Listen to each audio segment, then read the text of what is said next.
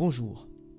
Je rappelle que ma démonstration consiste principalement à montrer à quel point il est aisé de mettre en défaut le dogme matérialiste de la science actuelle qui a pourtant pignon sur rue. Et pour ce faire, j'utilise un contre-exemple dont personne ne songera à nier l'existence, la douleur.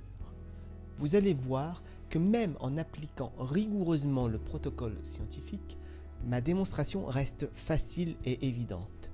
Je vais commencer par vous énoncer 4 affirmations très simples, déjà admises par la communauté scientifique. Concentrez-vous bien. Affirmation 1. D'après la définition officielle, la douleur est une expérience sensorielle et émotionnelle désagréable. Affirmation 2.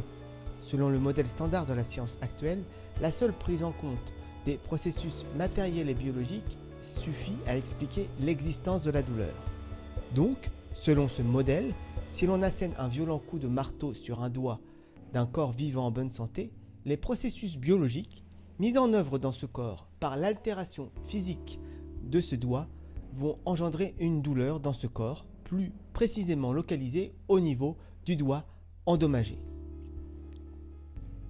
Affirmation 3. Pour pouvoir valider cette prédiction du modèle standard, un scientifique doit pouvoir valider par l'observation la prédiction en question qui est l'existence de cette douleur dans le corps qui a été frappé par le marteau. Affirmation 4. La douleur est privée. Autrement dit, la seule personne qui peut vérifier expérimentalement l'existence d'une douleur, c'est celle qui ressent cette douleur, car elle seule a accès à ses sensations, ses émotions. Les médecins le savent, la science le sait. Je répète rapidement. 1.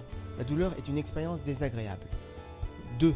Modèle matérialiste. Frapper un corps va engendrer une douleur dans ce corps. 3. Pour valider une théorie, le scientifique doit valider par l'observation la prédiction faite par la théorie, en l'occurrence l'existence de la douleur au niveau du corps frappé. 4. La douleur est privée. Toutes ces affirmations sont classées évidentes par la communauté scientifique. Or, la déduction toute simple que l'on peut faire à partir de ces affirmations est sans appel. Un scientifique ne pourra pas valider la prédiction du modèle matérialiste si c'est un autre corps que le sien qui est frappé. En effet, même si une autre personne a mal, lui n'aura pas accès à cette douleur ressentie par autrui, la douleur étant privée. Il ne pourra donc pas valider expérimentalement son existence. La prédiction du modèle standard matérialiste n'est pas validée par le scientifique. Ce scientifique, quel qu'il soit, est donc obligé d'en déduire que ce modèle est grossièrement faux. La seule prise en compte des processus biologiques mis en œuvre dans un corps par l'altération physique de ce dernier ne suffit donc pas à expliquer l'existence de la douleur.